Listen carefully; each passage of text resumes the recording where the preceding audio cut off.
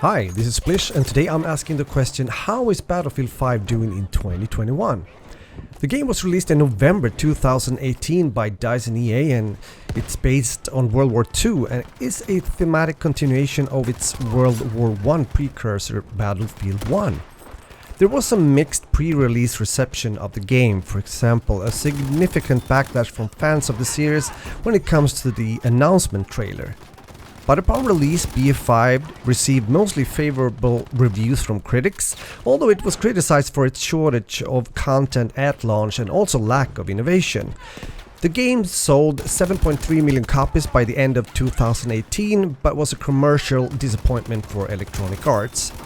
In April 2020, it was announced that there would be only further support for the game until summer 2020, when the game would receive its last major update. I made a video not too long ago talking about things that I would like to see in the new Battlefield game arriving this fall, where I list changes that I would like to see in the new game based on experiences and things I didn't like in BF5.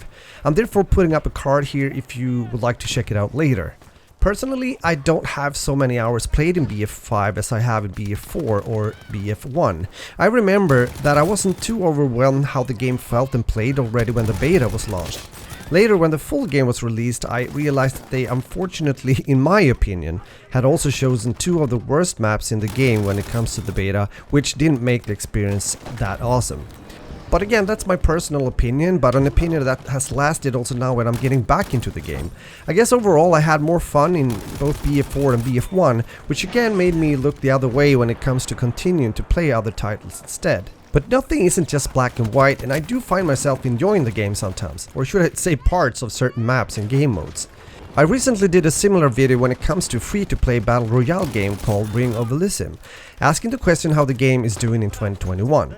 Ring of Elysium is, by obvious reasons, very different from Battlefield 5, but there might be one thing that could be a common thing, and that is changes that pushes the game in a different direction from where it originally started. I started to play the Battlefield series back in the days of Bad Company 2, and as we know, there's been a lot of things happening with the series since then. In my opinion, the BF series has moved away a bit too much in my taste from what made me enjoying the game a few years ago. I remember thinking when I played the BF5 beta that it felt that as if Battlefield and the Call of Duty series almost started to switch concepts, meaning Battlefield going towards smaller maps and therefore more close quarter action, whilst Call of Duty went the other way, making bigger maps with vehicles in ground war similar game modes. This is necessarily not a bad thing, but I do think that the overall vision of Battlefield 5 isn't that clear, and that's the impression I get also when coming back to the game in 2021, about 3 years later. But what about players and the matchmaking experience? Well, I did play on various times during the day, and even if BF5 never became a hit, it's still a big and ambitious Battlefield game, so there's plenty of people playing it, and you shouldn't therefore have to wait that long. I should add to it that I live in Sweden and therefore mainly play on EU servers. Unfortunately, Origin as a platform doesn't have any similar tools such as Steam when it comes to tracking how many players that are currently playing, for example, BF5. But if I got it right after doing some research, it seems as if it's been around 8,900 people on average per day during the last 30 days, with a peak of 29k players.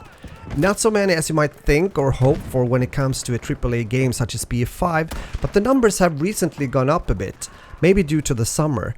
People have more time to play, but the free weekend trials has definitely had a positive impact as well. So the conclusion here is that BF5 is still doing okay, I would say, and if it's your cup of tea, then there's definitely a lot of gaming hours that lies ahead of you.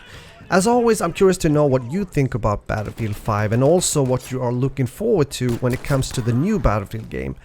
I believe that DICE are pumped to give us an amazing experience with their new game, and I'm therefore really looking forward to see some multiplayer gameplay and of course later down the line being able to try out the game myself.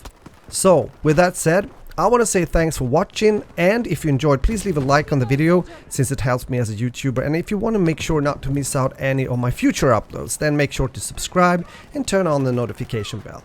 Stay safe and game on!